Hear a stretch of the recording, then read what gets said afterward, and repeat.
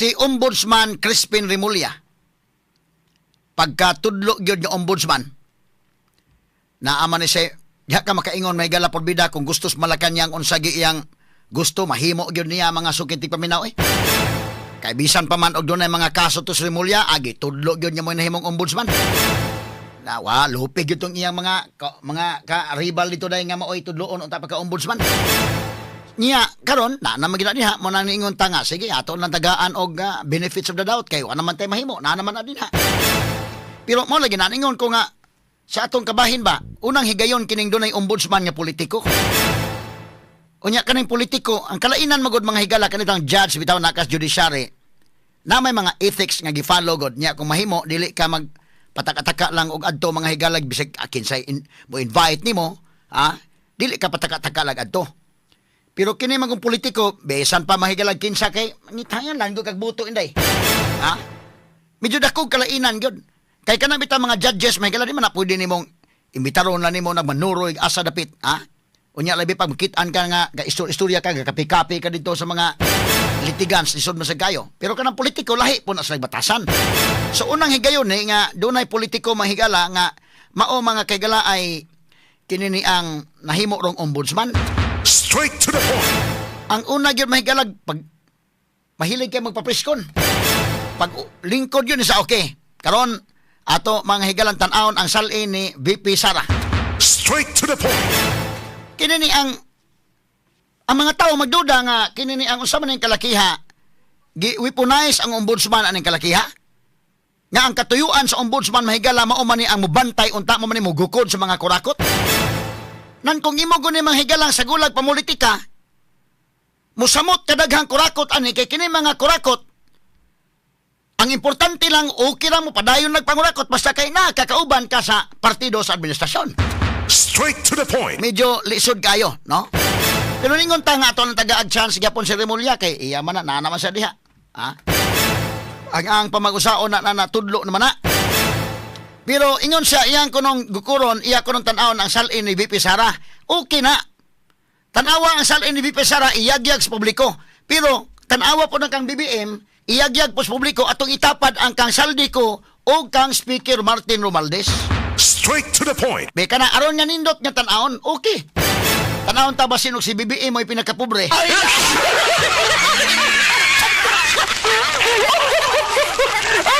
Why doktoray sa salin, ha? Sige, atong tan-awon. Kalisod man kayo may ka nga tan-awon na kang VP Sara ang ubandi. Iyagyag sa publiko tanan. Atong pabuton. Ibutang na ka BBM o dira. Aron magkumpara na to ka BBM di apo di kang Sara. Ang Senate President i-appeal po Tito Soto na kinini ang speaker i-appeal. Kana itapad na to tanan para may bawaan na to. Ang ila higalang mga assets, kay mo man yung statement of assets and liabilities and net worth. Kay lisod man kayo nga imong gukuron na ang kadturang kontras politika. Nya karon tanawa. Pagtanaw niya mga kagalaan nga dunay desisyon sa ombudsman kaniadto. Ako di sa yung paglaban ni Joel, ha? Bilanoy ba? Duna ni mga higalay desisyon kanadto, dismissal na order si Joel Bilanoy ba? Pero dili pa final, iya pang giapilar ang mao mga higalang or mi-file sa motion for reconsideration adtong maong desisyon. Sus kay nakita ni Remulla mahigala kay kadto mang desisyon nga dismissal. Pa-press-con na yun sa rin. Siya nga, press conference na. Akong inon si Senate President Tito Soto nga i-implement na yun. Kining dismissal order ni Joel Villanueva. Karon mga higala kay wa man niya mabantay. Nga naan naman day order nga ang final mahigala nga dismiss naman di ay.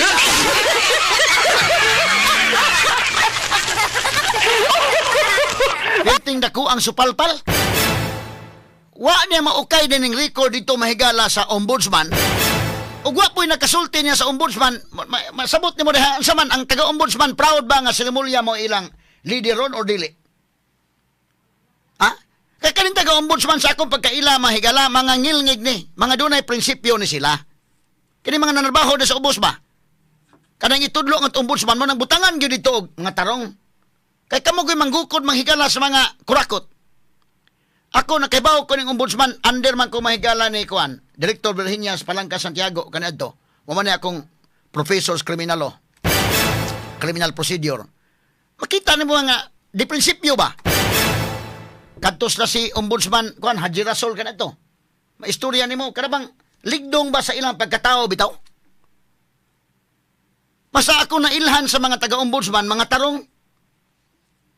Nya karon sa ilang pagkatarong nakalider, ma-proud na sa ka ba? Sama ato, ikaw may naa sa narbaho sa ombudsman. Ang imong head dito sa ang ombudsman nga gitudlo si Conchita Carpio Morales. Proud ka nga taga-ombudsman ko. Ha? Kay mayo man tong record. Pero kining ibutang ombudsman nga magduduha ta migala nga utosan doon ang mga record may politiko god. Mura kag ma garbo pa ba ka sa imong organisasyon nga naa ka na bilong? Nya, daldali po siya kay politiko lagi tan-aw kun ka Joel Villanueva kay minority god. Kabantay mo karon sa Senado? Ang ilang tirahan ra gyud kadtong dili mo support ni Soto katong supporter si Soto 15 ka bukwa gyud maigo. Padung magyapon sa impeachment manghigalang Sara Duterte. Ha? Kay kinahanglan man kag 2/3 votes nga makonbikto si Sara. Karon 15 naman sila. Manguha ni usa pa gyud nga mo-convince usa aron makonbikto Sara kay kinahanglan 2/3 votes. 2/3 of 24 is 16. Ya siyam mas pikas. So kanang siyam og duay mo bali ana. Medyo dili sa makonbikto Sara dito sa impeachment kung ilang idayon by February. Kay pwede man napasaka ano another impeachment mga kailan by February. Ahuma naman ang 1-year ban. Unya karon og kining 15 ra di man makakonbikto manguha gisag usa dire. Kung mahimo ilang konbensihon or ilang iharas nga balhin dili speakers kay ma-okay na ka imong kaso wa day problema. Ha? Karon so far wa pa man kakuha. Ala sige. Kay og kining sa majority pa ni mo ingon ka si Remulla day nga okay ipa-dismiss na. Kanang nagpa-preskon sa dali. Nasupalpal nun siya kay giingnan man nga uy. Na sa 2016 man ang imong gibasa, ang 2019 ang latest na dismiss naman.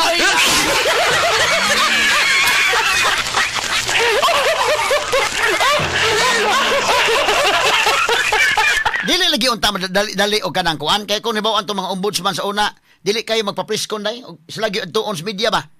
Nya mangutana okay mapugos og tubag pero kini sa mamanggi mo pa-preskon patawag dayon.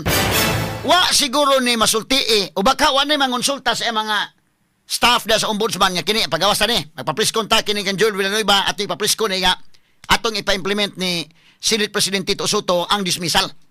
Kay naka iya pa unta ning konsulta ning taga-ombudsman dan kanang mga staff da day. Nay makasulti na nga kining Ombudsman Remulla kana na ang di lang siguro to sa pagawas sa kinaan ni dismissal. Adi ba mauwawan ang tibok ombudsman? Karon daldali awa na, dismissal na, i-dismiss na si Joel Villanueva. Nya karon inguman kini ang imong gibasa ba ombudsman kining Remulla ang 2016 man ang 2019 na dismiss naman na.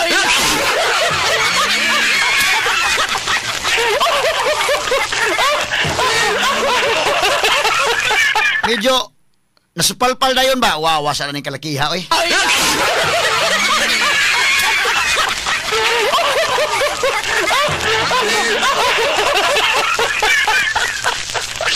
Unya ngano magkapong hitabua, duda ko day nga tan-aw niya nakabasa sa niya dismissal. Apis kon.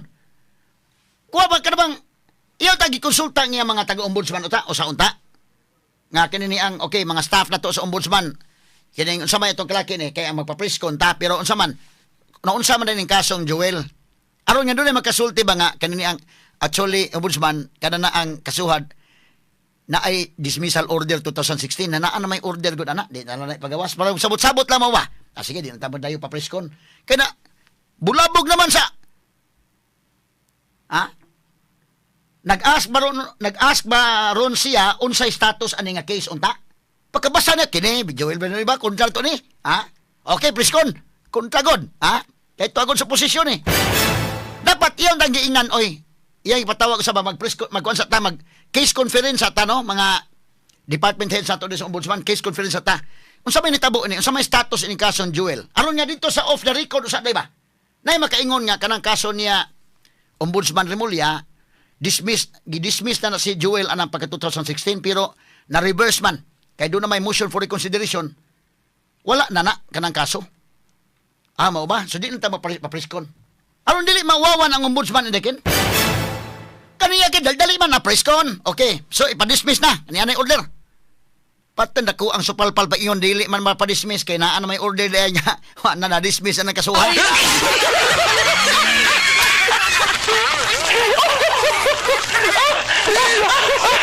Na kining mga staff sa ombudsman, wag gini sa kay wa niya konsulta ha. Kani dali man siya kay diya basta kay nay kontra na. Dali man. Wa niya konsulta ha. Nya lisod ba po kay taga ombudsman ka? Nagpa-preskon man sa iya inday ken, di man na mahilig ng ombudsman og preskon, kabantay ka? Dili na mahilig og preskon sila oy. So og tuwa na nagpa-preskon na niya, hinayak na siya disulti. Lisod man sa kayo mo yung sir kining inayo disulti sir. Kini ang na-dismiss na sir. Ipatuyan niya na lang siya dito. Na pag humag preskon na diha na nga. Dismiss na di ay.